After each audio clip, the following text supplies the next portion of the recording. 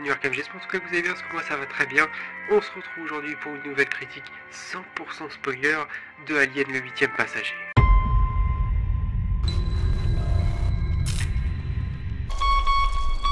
Get out of the way!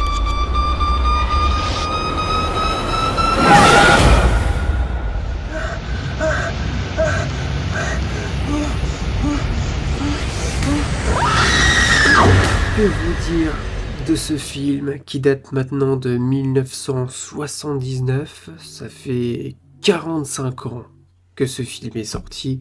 C'est quand même fou de se dire à quel point ce film, c'est un classique, c'est culte. Ça a pas vieilli, j'ai envie de dire ça a pas vieilli, vraiment. Parce que moi je prends déjà autant de plaisir à le revoir. Il y a toujours cette ambiance unique qu'a Alien, cette ambiance où on est dans cet espace grand, mystérieux, interminable. Et on a ce vaisseau, ce grand vaisseau, on voyage dans les couloirs du vaisseau, où on ne sait pas à quel moment le xénomorphe va apparaître. Et c'est vrai que c'est juste fou, l'esthétique, l'ambiance, la musique, tout dans ce film. Ça y est, fin de la critique, je t'ai dit mon avis, évidemment je déconne, on continue. Alien le 8ème passager, donc déjà on va suivre une équipe de... ils sont partis chercher des minerais sur une planète. Ouais, c'est un vaisseau qui est sur le point de revenir sur Terre et ramener donc tous ces minerais. Je sais pas si on peut dire vaisseau pétrolier peut-être, enfin bref. Et cette équipe, sur le chemin pour entrer sur la Terre, vont entendre un message radio d'une planète à proximité d'eux. Ouais, une planète, évidemment... L'humain, c'est l'humain, hein, voilà, il a envie de tout savoir, de tout connaître, d'avoir une réponse à chaque question, et ils vont décider donc d'aller voir sur cette planète d'où a été émis ce message radio. Voilà, arrivé sur cette planète, une partie de l'équipe vont aller explorer donc cette planète, voilà, où il y a du brouillard, du vent partout, on n'y voit presque rien, et on y verra évidemment un vaisseau. Si vous avez vu Prometheus, avant Alien, ça serait bizarre. Enfin, ça serait bizarre, ce serait pas bizarre. On aime ou on n'aime pas Prometheus. C'est un moment donc on va... dans Prometheus, c'est un moment qu'on va reparler de ce vaisseau et pourquoi il y a un homme géant dans ce siège. Enfin, on va donner des réponses à ça.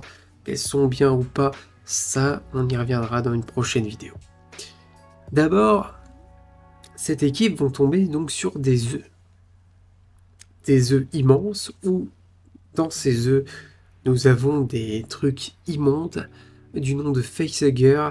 Il est vrai que cette créature-là, alors quand on n'aime pas les araignées, je pense qu'on a la phobie complète de cette créature qui est visqueuse, qui a plusieurs pattes. Elle est horrible, cette bestiole. Et surtout le fait qu'elle vienne se coller à ton visage pour pondre un xénomorphe, je vais y arriver, dans ton ventre. Je t'avoue que c'est pas quelque chose qui est superbe, je pense. Voilà.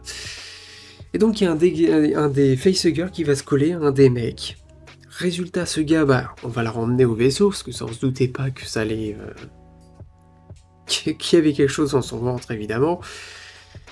Il est arrivé dans le vaisseau, on va essayer de le soigner, et puis d'un coup, il va se sentir mieux, le gars, et puis là, il y a un truc qui va sortir carrément de son ventre. Et ça, c'était quelque chose, une scène gore, un peu horrifique. De toute façon, le film, c'est science-fiction horrifique pour moi, Alien.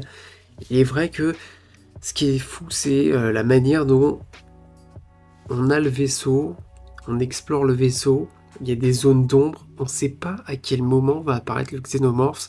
On se pose même des questions par moment, on se dit, est-ce qu'il est derrière? Est-ce que c'est en train de bouger? C'est ça la force de ce film, c'est tous les moments où on te fait croire qu'il est derrière, que chaque zone du vaisseau en fait est complètement incertaine. Voilà, et on sent la peur. Chez les persos, on sent la peur, enfin nous-mêmes, même quand on voit ça. Et c'est vrai que le xénomorphe est tellement horrible. Ça, c'est un alien. Voilà, ça, c'est un extraterrestre. Il a un corps un peu squelettique, avec un casque immense. Alors je pense que dans ce premier film, il y avait quelqu'un sous le costume, mais j'aime bien ce côté animatronique, ce côté costume, ça fait encore plus réaliste, et je trouvais ça encore plus terrifiant. Je trouve que les CGI qu'on peut avoir... Alors dans Alien Covenant, je sais pas trop ce qu'ils ont utilisé, mais il y a de la CGI quand même. Alors je sais que dans Alien 3 et 4, on utilise de la CGI par moment, quand c'est nécessaire. C'est quelque chose qui me sort un peu du film, parfois, mais dans ce film-là, c'est d'une telle réussite. C'est prodigieux. Et voilà, ce que j'aime le plus, c'est vraiment le côté de la caméra qui circule dans tout le vaisseau. Et en fait, le vaisseau, bah, le xénomorphe, en fait, il peut limite se camoufler dans le vaisseau. On a l'impression que le xénomorphe, et surtout à la fin, que c'est un vestige et qu'il appartient au vaisseau, qu'il appartient vraiment à ce monde de l'espace. En fait, c'est ça qui est fou et que je trouve dingue vraiment dans le film. Pour parler des persos, Sigourney Weaver. Ellen Ripley, personnage devenu, je pense, tout le monde connaît. C'est un personnage culte, classique, c'est la femme badass, c'est la femme parmi des hommes macho pour la plupart. Voilà, mais c'est une femme qui se laisse pas faire. C'est une femme tellement charismatique. Enfin, Sigourney Weaver l'incarne à la perfection. Elle est géniale. Ce personnage, de toute façon, est génial. T'as envie de le suivre. Et ce qui est dingue, c'est que dès le départ du film, bah, tu t'attends pas trop que ça soit elle. Voilà, parce qu'au début, on te met pas le personnage dans le centre de l'écran, en fait. On te le met pas au centre de l'histoire. On la voit, elle est là, c'est un équipage, ouais, d'accord. Mais en fait, c'est elle qui va devenir un peu l'héroïne de la fin, où elle va se débarrasser du xénomorphe. Et ça, je trouve ça, mais vraiment superbe. Voilà, on a toute la partie exploration, j'adore, sur cette autre planète avec les facehuggers qui sont dans les œufs. Ça, c'est un moment que j'aime beaucoup. Voilà, il faut que je revoie Prometheus pour me rappeler est-ce que j'aime ce film ou pas, parce que je sais plus. Je sais qu'il y a un grand débat là-dessus sur le fait des cohérences, des incohérences, tout ça. Et ça fait très très longtemps que j'ai pas vu Prometheus. Donc je t'avoue que ça m'a donné envie de revoir d'ailleurs tous les aliens, donc ça se trouve je vous en parlerai. Je préfère pas promettre, parce qu'à chaque fois, parfois, je dis je vous en parlerai, et au final ça arrive dans 2-3 ans après. Voilà, bon, ça arrivera sûrement. En tout cas, je vous parle déjà de ce premier film. Et il y a une scène que Ridley Scott, de toute façon Ridley Scott, superbe réalisateur sur ce film, vraiment génial. Il y a une scène que j'aime énormément et on voit la terreur et la mise en scène. De toute façon, la mise en scène est géniale, mais c'est le moment où on a le chat. Voilà, il y a un des mecs qui va se faire tuer. Alors, je sais plus qui. Et t'as le chat qui est terrifié. Tu vois le xénomorphe qui se pose derrière le mec. Et le gars va mourir. Le chat, lui, est terrifié. Et là, t'as un plan. Un merveilleux plan sur les yeux du chat. Le chat qui lève les yeux pour voir le mec qui se fait complètement bouffer par le xénomorphe. Et c'est génial. Mais ce plan, c'est un de mes plans préférés, c'est ce plan sur ce chat, le regard du chat qui regarde un mec se faire complètement, se faire bouffer par le xénomorphe, se faire attraper par le xénomorphe. Et ça, en fait, voir la terreur dans le regard du chat.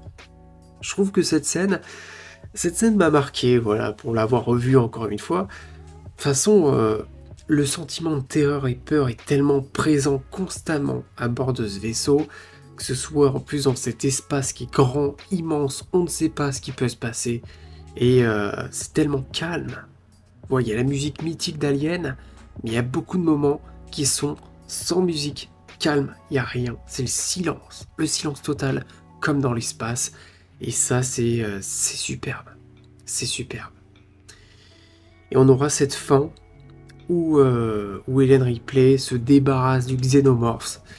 Et c'est la manière dont ça se termine. C'est ça que j'aime beaucoup. Elle est avec le chat. Et elle va dans son cryogénisateur. Alors, je sais plus si ça se dit comme ça. Et puis, voilà. Enfin, le film se termine d'une manière tellement douce. Enfin, c'est tellement poétique, on va dire, la manière dont ça se termine. J'adore cette fin. Vraiment. J'ai aucun défaut dans ce film. C'est vrai que je suis assez... Moi, quand un film me plaît, je vais pas lui chercher le petit truc qui m'a déplu. Je prends du plaisir du début jusqu'à la fin. Et voilà, il n'y a aucun défaut. Voilà, le film avance, le film est assez rythmé, et il se veut long par moment, mais c'est normal. Voilà, on prend l'instant, on prend le... Voilà, on savoure l'instant de ce qui se passe, et voilà, les dialogues entre les persos, j'aime beaucoup, les certaines punchlines, l'humour passe plutôt bien. Enfin voilà, Alien, le huitième passager, c'est un film que j'aime énormément. Voilà, n'hésitez pas à me dire dans les commentaires si vous aussi, vous aimez Alien, le huitième passager. Et puis, on parlera aussi des autres films un peu plus tard, je ne sais pas quand je les verrai, en tout cas, ça c'est sûr, quand je les reverrai plutôt, parce que je les ai tous vus, certains moins que d'autres. Je sais que Alien, le huitième passager et le deuxième film, c'est ceux que j'ai le plus vus. Les autres, je m'en rappelle un peu moins. Il y en a un qui se passe dans une prison, je sais que je l'avais pas mal apprécié ce film-là. Mais les deux premiers, je crois que c'est ceux que je préfère vraiment le plus. Voilà. Likez cette vidéo si elle vous a plu, abonnez-vous. Voilà, si vous n'êtes toujours pas abonné et que vous regardez mes vidéos, abonnez-vous. Voilà, c'est tout ce que j'avais envie de vous dire.